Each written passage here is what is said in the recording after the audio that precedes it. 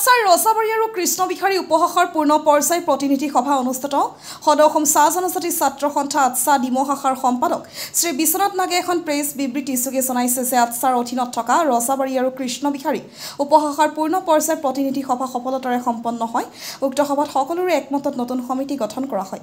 ৰসাবাৰী উপশাখাৰ সভাপতি হিচাপে লোহিত কৰ্মকৰ্তা আৰু সম্পাদক হিচাপে কৰণ নায়কক নিৰ্বাচিত কৰা হয়। কৃষ্ণবিহাৰী উপশাখাৰ সভাপতি হিচাপে নিৰ্মল নায়ক আৰু সম্পাদক হিচাপে বিশ্বজিৎ পাটৰ ৰসক দায়িত্ব দিয়া হয়। মুঠ ৪৫ জন সদস্যৰ সৈতে শক্তিশালী সমিতি গঠন কৰা হয়।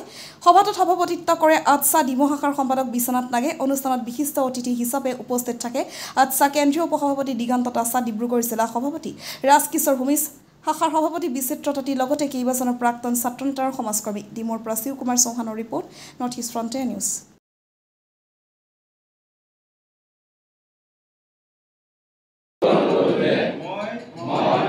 চাহ জনজাতি ছাত্ৰ সন্থাৰ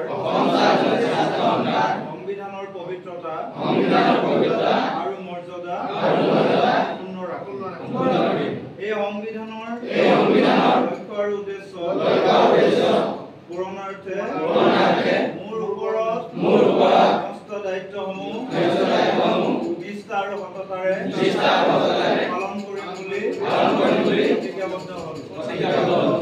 আটছা জিন্দাবাদ জিন্দাবাদ জিন্দাবাদ আটছা জিন্দাবাদ জিন্দাবাদ জিন্দাবাদ আটছা জিন্দাবাদ জিন্দাবাদ জিন্দাবাদ ছাত্র ঐক্য জিন্দাবাদ জিন্দাবাদ জিন্দাবাদ শ্রমিক ঐক্য জিন্দাবাদ জিন্দাবাদ জিন্দাবাদ